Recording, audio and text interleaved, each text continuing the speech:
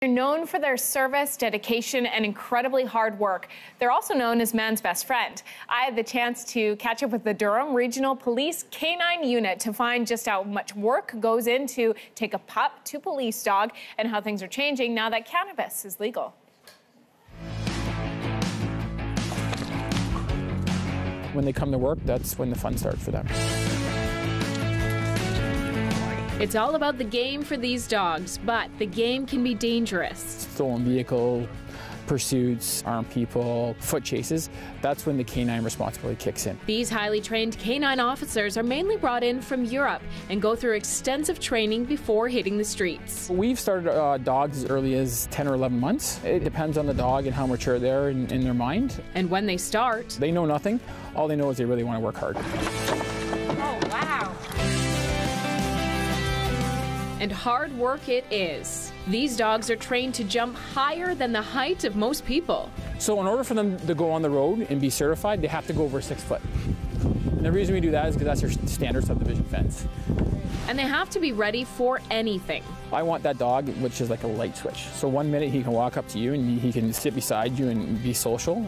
And the next minute he could be tracking somebody that's just killed somebody, and he has to protect himself and protect somebody else, and he can be sent in and apprehend that person. He will fight to his death.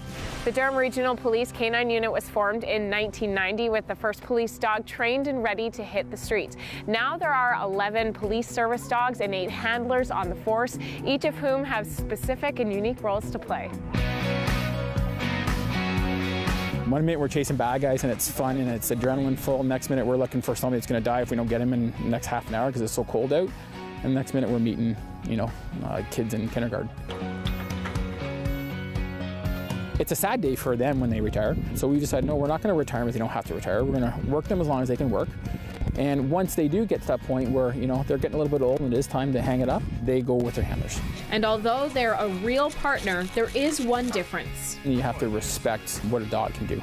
And when we interview for potential handlers, one of our questions is the canine going to be a pet or is he going to be a tool? And the right answer, for the most part, is tool. And we have to understand that as much as we love our dogs and he's part of our family and we put a lot of time into them, ultimately if there's a difference between life and death, the dog will be deployed as a tool. These dogs are constantly training each and every day in order to stay focused for the job. And this year, things are changing with the legalization of cannabis. We no longer teach it. So that drug is basically just come right out of their training. So no longer will they indicate on marijuana. It will be no different than a pack of cigarettes to them. They will not be indicating on that. And then the dogs who've had the previous training, they just continue on without that reinforcement? That's correct, yeah. So we just won't reinforce that behavior, and we can also work on training that past training right out of them. So in addition to keeping the streets safe, the Durham Regional Police Service Dogs also give back to the community with this 5th annual charity calendar. Over the years, it has raised more than $126,000 for local charities in the Durham region. Visit drps.ca for more information and how you can get a copy.